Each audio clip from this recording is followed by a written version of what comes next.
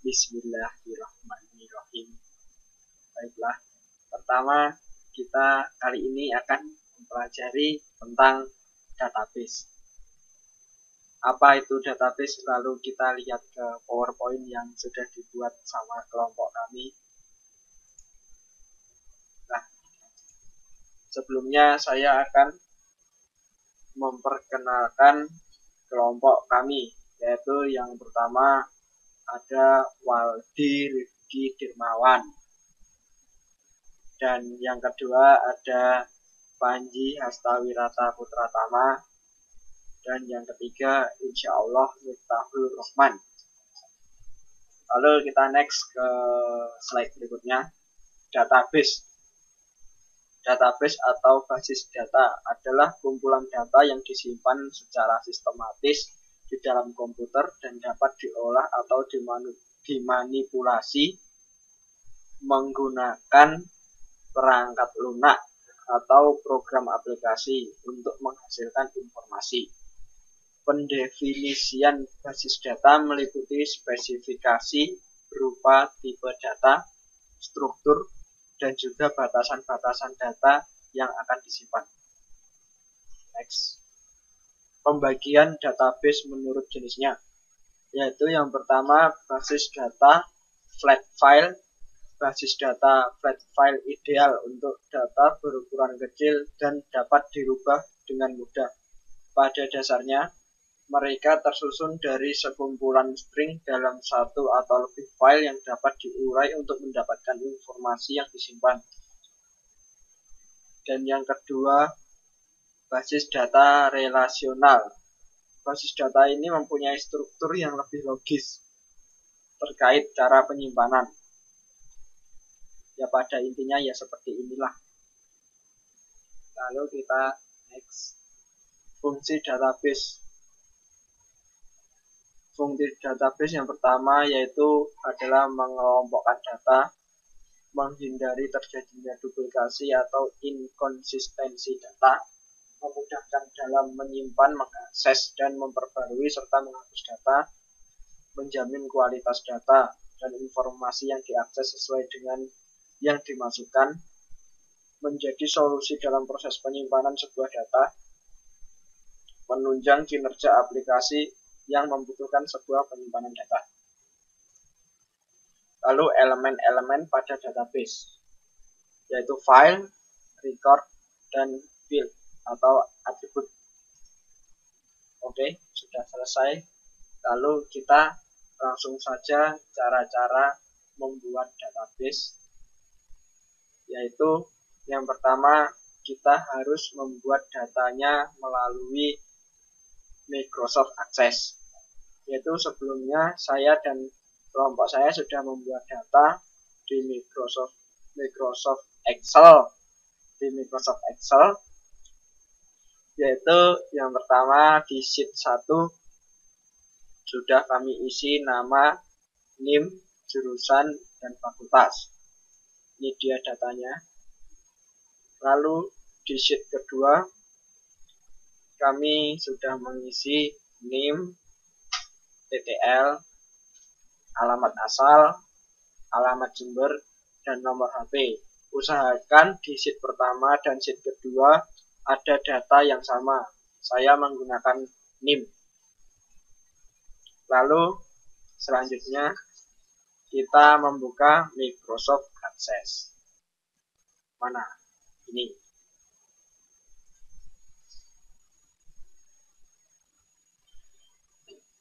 Yang pertama kita membuat data baru atau blank database.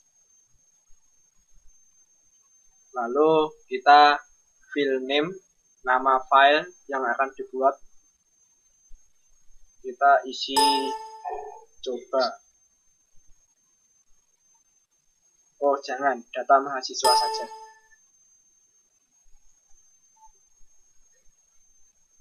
Data mahasiswa.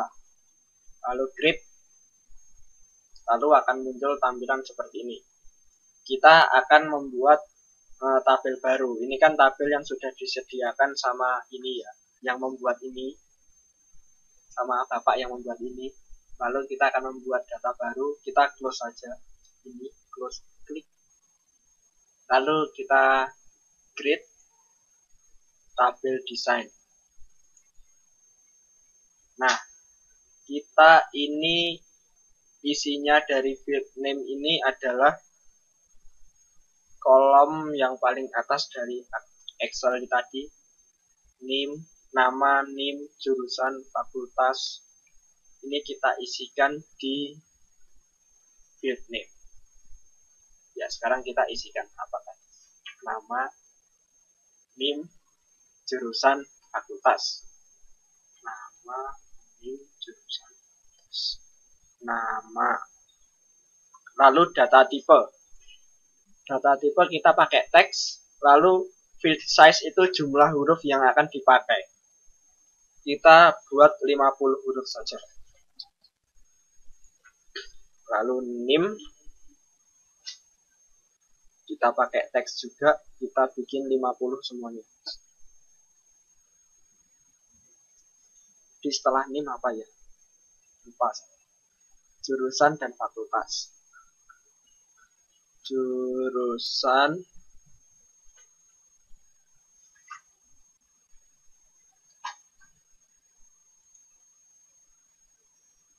fakultas.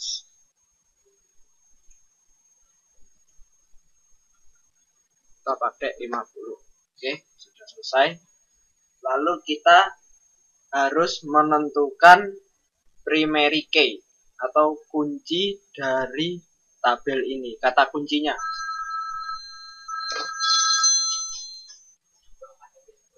Maaf, ada telepon. Ini kita harus menentukan kata kuncinya, yaitu di primary key. Kita menentukan primary key itu berdasarkan data yang sama dari dua tabel di akses tadi ya, di Excel ini tadi. Kita pakai name. Name.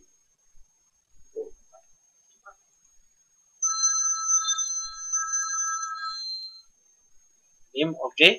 Lalu setelah kata kuncinya dipakai di name, lalu kita klik view, data sheet view.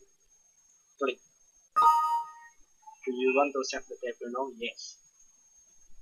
Kita kasih nama tabel yaitu mahasiswa. Mahasiswa. Lalu kita klik OK.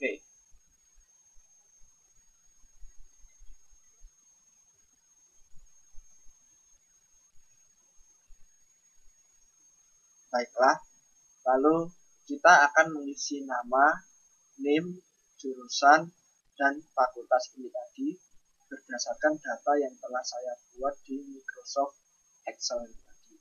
Caranya kita tinggal mengcopy saja. Kita memblok data ini, kita copy hingga semuanya di blok, lalu kita klik kanan, copy. Langsung kita membuka akses. Lalu kita klik kanan, lalu paste. Yes.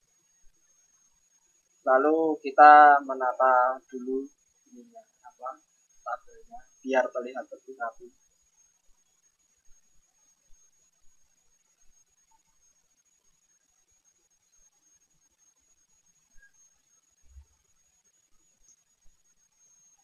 Lalu kita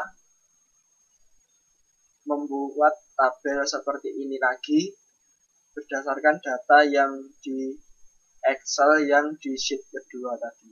Sheet kedua ini. Ini kita membuat data yang bentuknya sama seperti ini.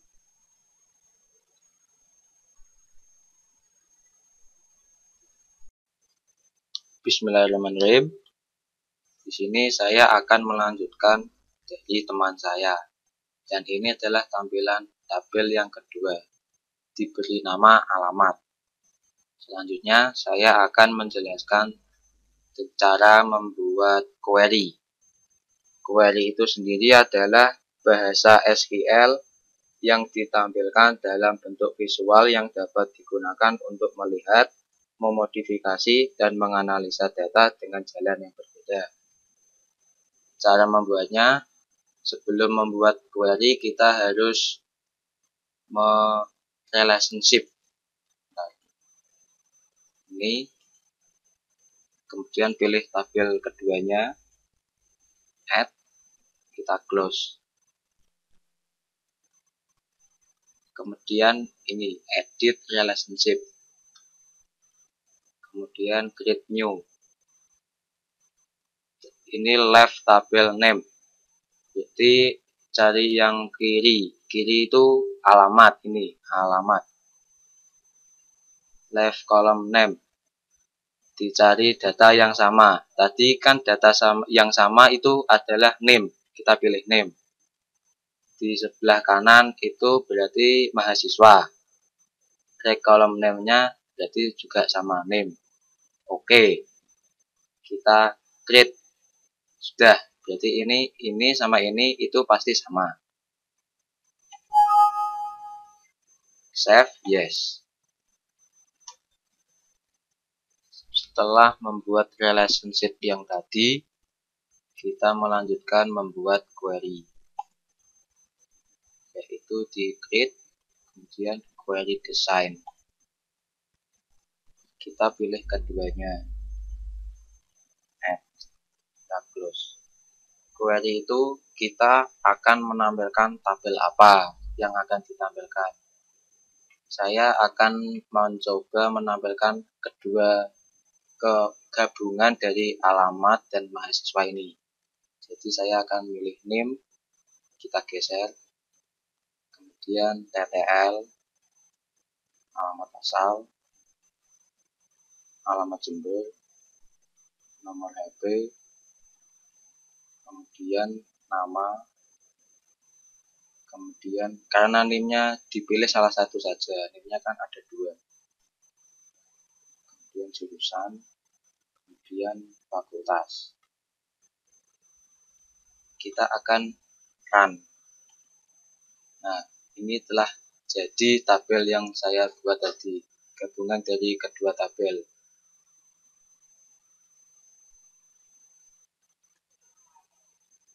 Dan ini adalah tampilan setelah kita run. Tapi tampilan ini masih acak, nggak urut. Dan cara mengurutkannya itu kita kembali ke tadi view, ada pilihan sort. Yang mau diurutkan itu apa? Name atau nama. Kita coba mengurutkan yang name aja. Name itu ada pilihannya dua, ascending sama descending. Yang ascending itu mengurutkan dari yang kecil ke yang besar. Kalau yang descending, yang besar ke yang kecil. Kita mengurutkan dari yang kecil ke besar. Jadi kita pilih ascending. Nah, kita coba run lagi. Nah, ini adalah tampilan ketika setelah kita run. Ini sudah urut dari yang kecil sampai yang besar. Tabel ini kan masih banyak. Kita juga bisa meringkasnya dengan cara misalnya nomor HP ini dihilangkan. Caranya kembali ke view, kemudian cari yang nomor HP ini, show nomor HP ini, kita gak usah dicentang, klik, coba kita run lagi. Nah, hilang yang nomor HP-nya. Selanjutnya ini kan masih berbagai, dari banyak ini alamatnya. Kita juga bisa meringkasnya. Misalnya kita mau cari yang alamatnya dari Pasuruan saja. Caranya kembali ke view, kita cari yang alamat asal ini di tabel kriteria ini, dipilih, diketik Pasuruan. Kita run. Nah, muncul yang TTL-nya ini dari Pasuruan saja. Alamat asal Pasuruan saja. Bismillahirrahmanirrahim. Ya, saya akan melanjutkan penjelasan yang tadi, yaitu penjelasan tentang query. Sebenarnya ada beberapa cara lagi untuk mengetahui bagaimana untuk ingin mengetahui apa yang diinginkan dari data tersebut. Misalnya dari nama kita klik, lalu kita hanya menginginkan nama dari Ahmad Hasan Azali. Kita unselect, lalu kita klik nama dari Ahmad Hasan Azali, kita klik OK, maka akan muncul hanya nama dari Ahmad Hasan Azali. Dan juga seterusnya seperti itu. Jika kita menginginkan anak dari asal dari misalnya dari Pamekasan, kita klik saja, kita unselect, select all, lalu kita pilih dari Pamekasan, kita OK. Maka akan muncul data dari anak-anak yang berasal dari Pamekasan. Dari sini kita juga bisa print data ini, langsung kita pilih this button, kita pilih print di print preview. Nah, seperti ini, maka akan muncul nama dari anak tadi yang akan di print.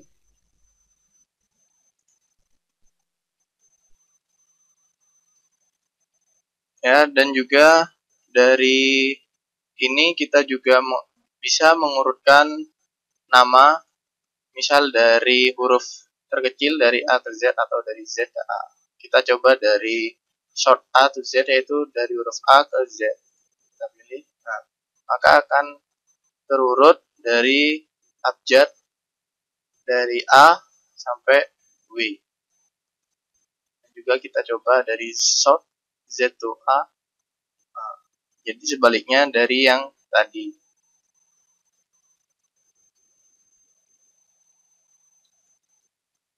Dan juga begitu juga untuk NIM juga kita bisa urutkan dari NIM terbesar sampai NIM terkecil. Nah, seperti ini. Maka akan terurut dari NIM yang terbesar. Maksud saya dari yang terkecil sampai yang terbesar. Dan juga sebaliknya. Ya, setelah kita mengetahui fungsi-fungsi yang tadi, selanjutnya kita akan menjelaskan fungsi-fungsi yang ada di grid. Yang pertama yang ada di kolom form ini, di sini ada form, split form, multiple item, pivot chart, blank form, more form, dan form design. Dan untuk form model seperti biasa, kita bisa klik form ini, kita klik, maka akan muncul seperti ini. Yang sebelah kiri adalah dari field name tadi, dan sebelah kanan adalah kolom yang ada di field name tadi. Dan juga kita bisa mengubah nama dari ini. Misalkan kita ubah menjadi data mahasiswa. Kita enter. Nah, sudah ganti. Di sini kan cuman menjelaskan satu orang saja. Di sini juga ada menu next record untuk melihat nama anak-anak yang lain. Kita next lagi, maka akan muncul nama anak-anak selanjutnya. Lalu kita bisa save form ini, kita save, kita kasih nama data mahasiswa. Oke. Nah, di sini sudah terdapat data mahasiswa. Ya, setelah tersimpan tadi sebagai nama data mahasiswa, selanjutnya kita bisa memilih model-model lain. Di sini ada split form. Kita klik, maka akan terbentuk seperti ini. Di sini juga ada tabelnya. Jadi di sini kita bisa memilih nama anak yang akan ditampilkan seperti ini. Ini ada Rizky Afif, ada Didarika, ada Hidayatullah. Dan juga ada, jika kita ingin menampilkan sesuatu yang lain, juga ada multiple item. Di sini dengan tampilan yang berbeda.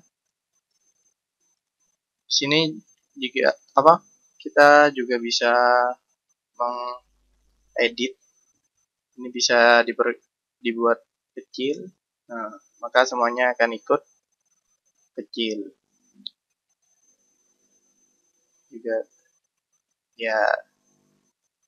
Juga di sini juga ada menu next record.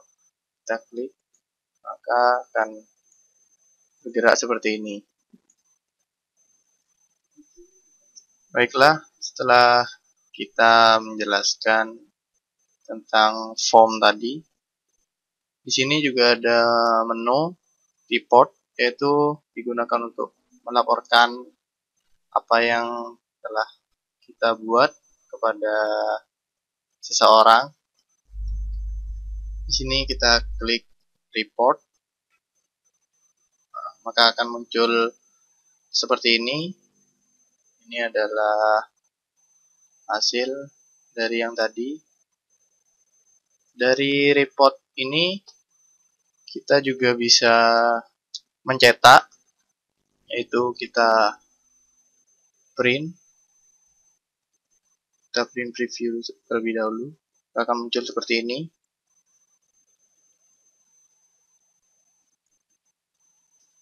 Close. Dan juga report ini juga kita bisa menyimpan dalam bentuk PDF. Kita simpan, save. Terus kita buat data mahasiswa 2.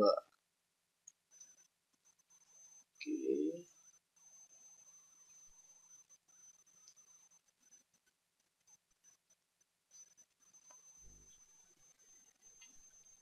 Baik, selanjutnya setelah kita menjelaskan tentang form, selanjutnya kita menjelaskan tentang report. Report sendiri digunakan untuk melaporkan atau mencetak hasil dari kerja yang tadi. Kita langsung klik report, maka akan muncul seperti ini. Ini adalah nama-nama atau data-data yang tadi. Dan dari sini kita juga bisa mencetak. Kita pilih picture tab. Di sini ada size, yaitu ukuran dari kertas tersebut. Ada portrait, tampilan kertas vertikal, dan juga landscape, tampilan kertas horizontal.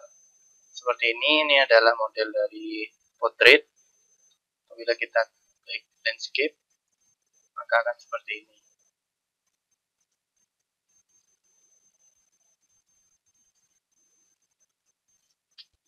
Di sini terdapat nama dari data tersebut dan juga tanggal, hari, bulan, dan tahun, dan juga waktu pada saat kita membuat report ini.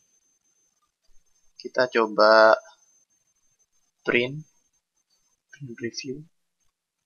Nah, ini kan ada beberapa yang hilang, terpotong. Jadi kita Kita edit lagi. Di sini bisa diedit atau dikecilkan seperti ini.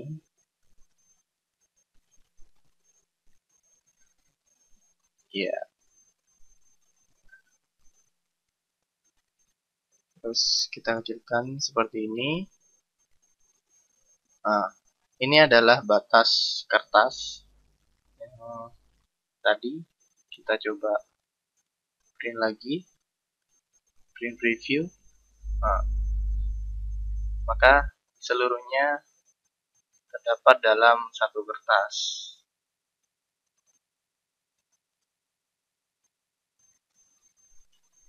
Setelah selesai seperti ini, lalu kita bisa menyimpan, kita save, klik as, data mahasiswa 2, oke. Nah, maka akan muncul di sini. Ya, sekian penjelasan database menggunakan Microsoft Access dari kami. Apabila ada kesalahan, kami mohon maaf karena kesempurnaan hanya milik Allah Subhanahu wa taala. Ya, saya Waldi Rifki Dermawan Dan saya Miftahul Rahman. Saya Panji Hastawirata Putratama mengucapkan mohon terima kasih dan mohon maaf sebanyak-banyaknya. Selamat menonton video ini. Wassalamualaikum warahmatullahi wabarakatuh.